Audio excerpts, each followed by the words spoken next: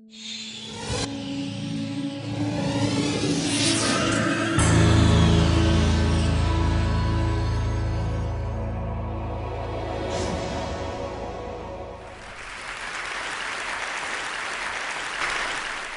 like to take you to another world, and I'd like to share a 45-year-old love story with the poor living on less than $1 a day. I went to a very elitist, snobbish, expensive education in India, and that almost destroyed me. I was all set to be a diplomat, teacher, doctor, all laid out. I don't look it, but I was the Indian national squash champion for 3 years. The whole world was laid out for me. Everything was on my feet. Could do nothing wrong. And then I thought, out of curiosity, I'd like to go and live and work, and just see what a village is like. So in 1965, I went to what is called the worst Bihar famine in India, and I saw starvation, death, people dying of hunger for the first time. Changed my life. Came back home, told my mother, I like to live and work in a village. Mother went into a coma. What is this? The whole world is laid out for you, the best jobs are laying out for you, and you want to go and work in a village? I mean, is there something wrong with you? I said, no, I've got the best education, it made me think, and I wanted to give something back in my own way. What do you want to do in a village? No job, no money, no security, no prospect. I said, I want to live and dig wells for 5 years. Dig wells for 5 years? You went to the most expensive school and college in India and you want to dig wells for 5 years? She didn't speak to me for a very long time because she thought I'd let my family down. But then I was exposed to the most extraordinary knowledge and skills that very poor people have, which is never brought into mainstream, which is never identified, respected, applied on a large scale. And I thought I'd start a Barefoot College, college only for the poor. What the poor thought was important would be reflected in the college. Went to this village for the first time. Elders came to me and said, are you running from the police? I said, no. You failed in your exam? I said, no. You didn't get a government job? I said, no. What are you doing here? Why are you here? The educational system in India makes you look at Paris and Delhi and Zurich. What are you doing in this village? Is there something wrong with you you're not telling us? I said, no. I want to actually start a college only for the poor. What the poor thought was important would be reflected in the college. So then they gave me some very sound and profound advice. They said, please, don't bring anyone with a degree and qualification into your college. So it's the only college in India where if you should have a PhD or a master's, you're disqualified to come. You have to be a cop-out or a washout or a dropout to come to our college. You have to work with your hands. You have to have a dignity of labor. You have to show that you have a skill that you can offer to the community and provide a service to the community. So we started the Barefoot College, and we redefined professionalism. Who is a professional? A professional is someone who has a combination of competence, confidence, and belief. A water diviner is a professional. A traditional midwife is a professional. A traditional bone setter is a professional. These are professionals all over the world. You'll find them in any inaccessible village around the world. And we thought that these people should come into mainstream and show that the knowledge and skills that they have is universal. It needs to be used, it needs to be applied, it needs to be shown to the world outside that these knowledge and skills are relevant even today. So the college works following the lifestyle and work style of Mahatma Gandhi. You eat on the floor, you sleep on the floor, you work on the floor. There are no contracts, no written contracts. You can stay with me for 20 years, go tomorrow. And no one can get more than $100 a month. You come for the money, you don't come to Barefoot College.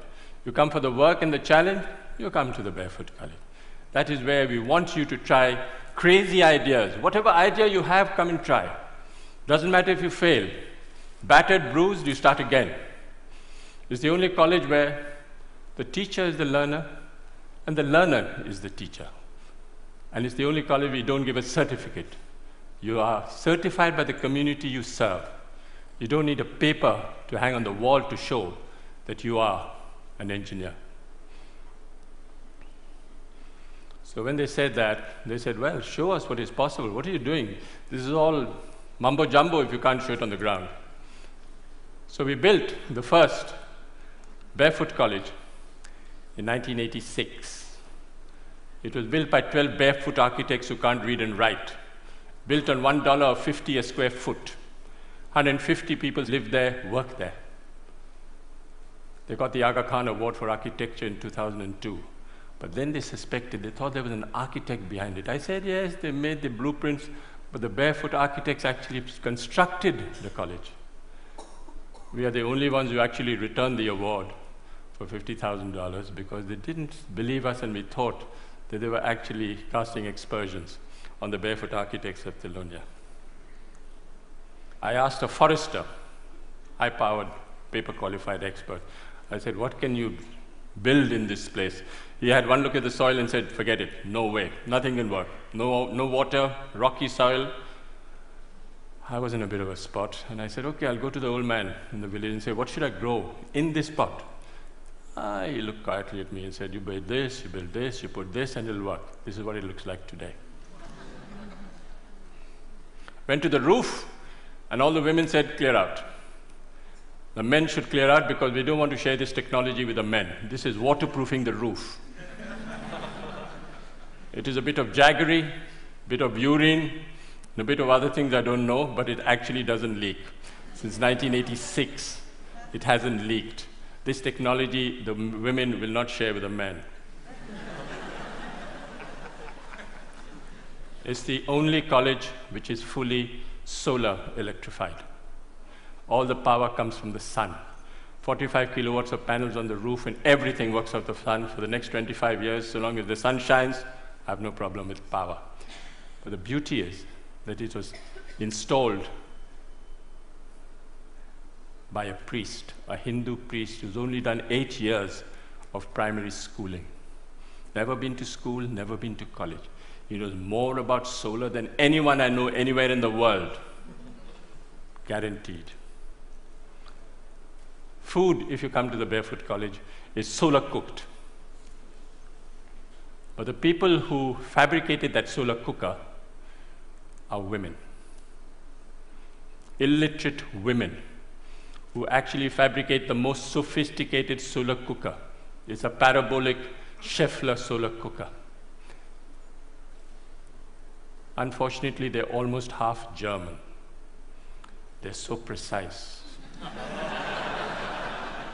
You'll never find Indian women so precise. Absolutely to the last inch, they can make that cooker. And we have 60 meals twice a day of solar cooking. We have a dentist. She's a grandmother, illiterate, who's a dentist. She actually looks after the teeth of 7,000 children. Barefoot technology. This was 1986, no engineer, no architect thought of it, but we are collecting rainwater from the roofs. Very little water is wasted. All the roofs are connected underground to a 400,000 liter tank, and no water is wasted. If we have 4 years of drought, we still have water in the campus because we collect rainwater. 60% of children don't go to school because they have to look after animals, sheep, goats, domestic chores. So we thought of starting a school at night for the children. We call the night schools of Telonia. Over 75,000 children have gone through these night schools because it's for the convenience of the child. It's not for the convenience of the teacher. And what do we teach in these schools? Democracy, citizenship, how you should measure your land, what you should do if you're arrested, what you should do if your animal is sick. This is what we teach in the night schools. But all the schools are solar lit. Every 5 years, we have an election between 6 to 14-year-old children participate in a democratic process, and they elect a prime minister. The prime minister is 12 years old. She looks after 20 goats in the morning, but she's prime minister in the evening. She has a cabinet, Minister for Education, Minister for Energy, Minister for Health, and they actually monitor and supervise 150 schools for 7,000 children. She got the World's Children's Prize 5 years ago, and she went to Sweden. First time ever going out of a village, never seen Sweden, wasn't dazzled at all by what was happening. And the Queen of Sweden, who's there, turned to me and said, "Can you ask this child where she got her confidence from? She's only 12 years old, and she's not dazzled by anything." And the girl who's on her left turned to me and looked at the Queen straight in the eye and said, "Please tell her I'm the Prime Minister."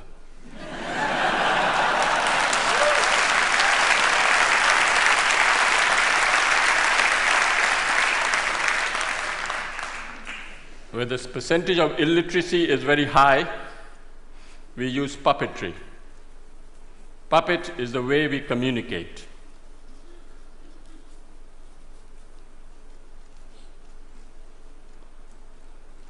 You have Joachim Chacha, who's 300 years old. He's my psychoanalyst, he's my teacher, he's my doctor, he's my lawyer, he's my donor. He actually raises money, solves my disputes. He solves my problems in the village. If there's tension in the village, if the attendance in the schools go down and there's a friction between the teacher and the parent, the puppet calls the teacher and the parent in front of the whole village and says, "Shake hands, the attendance must not drop." These puppets are made out of recycled World Bank reports.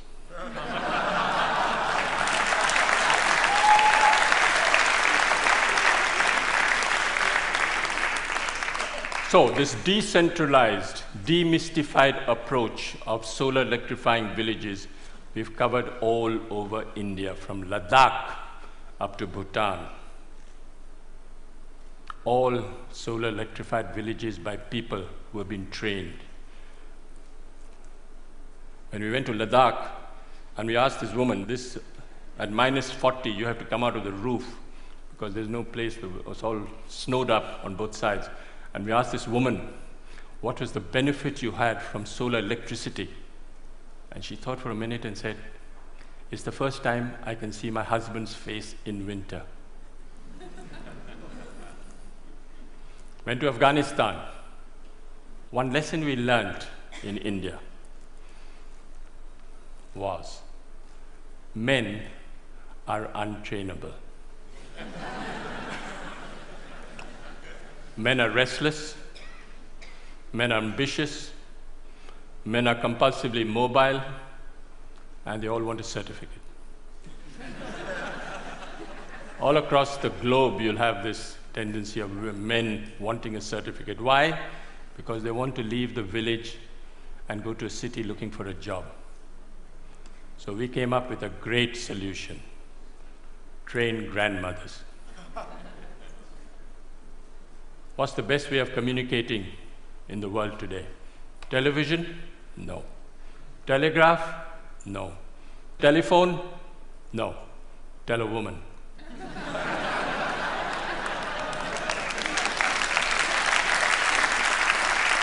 So we went to Afghanistan for the first time. And we picked 3 women and said, we want to take them to India. They said, impossible. They don't even go out of their room, then you want to take them to India. I said, I'll make a concession, I'll take the husbands along as well. So I took the husbands along. Of course, the women were much more intelligent than the men. In 6 months, how do we train these women? Sign language. You don't use the written word. You don't use the spoken word. You use sign language. And in 6 months, they can become solar engineers. They go back and solar electrify their own village. This woman went back and solar electrified the first village, set up a workshop. The first village ever to be solar electrified in Afghanistan were by the 3 women. This woman is an extraordinary grandmother, 55 years old, and she solar electrified 200 houses for me in Afghanistan, and they haven't collapsed. She actually went and spoke to an engineering department in Afghanistan and told the head of a department the difference between AC and DC. Didn't know. Those 3 women have trained 27 more women and solar electrified 100 villages in Afghanistan. We went to Africa and we did the same thing. All these women sitting in one table from 8, 9 countries, all chatting to each other, not understanding a word because they're all speaking the different language. But their body language is great. They're speaking to each other and actually becoming solar engineers. I went to Sierra Leone, and there was this minister driving down at the dead of night, comes across this village, comes back, goes into the village, says, what's the story? They said, these 2 grandmothers. Grandmothers? Minister couldn't believe what was happening. Where did they go? Went to India and back. Went straight to the president. He said, do you know there's a solar electrified village in Sierra Leone? He said, no. Half the cabinet went to see the grandmothers the next day. What's the story? So he summoned me and said, can you train me 150 grandmothers? I said, I can't, Mr. President, but they will. The grandmothers will. So he built me the first barefoot training center in Sierra Leone, and 150 grandmothers are being trained in Sierra Leone. Gambia. I went to select the grandmother in Gambia. Went to this village, I knew which woman I would like to take. The community got together and said, I'll take these 2 women. I said, no, I want to take this woman. They said, why? She doesn't know the language, you don't know her. I said, no, I like the body language, I like the way she speaks. Difficult husband, not possible. Call the husband. Husband came. Swaggering, politician, mobile in his hand, not possible. Why not? The woman, look how beautiful she is. I said, yeah, she's very beautiful. What happens if she runs off with an Indian man? That was the biggest fear. I said, she'll be happy, she'll ring up in a mobile. She went like a grandmother and came back like a tiger. She walked out of the plane and spoke to the whole press as if she was a veteran. She handled the national press, and she was a star. And when I went back 6 months later, I said, where's your husband? Oh, somewhere, doesn't matter. Doesn't matter. Doesn't matter. Success story.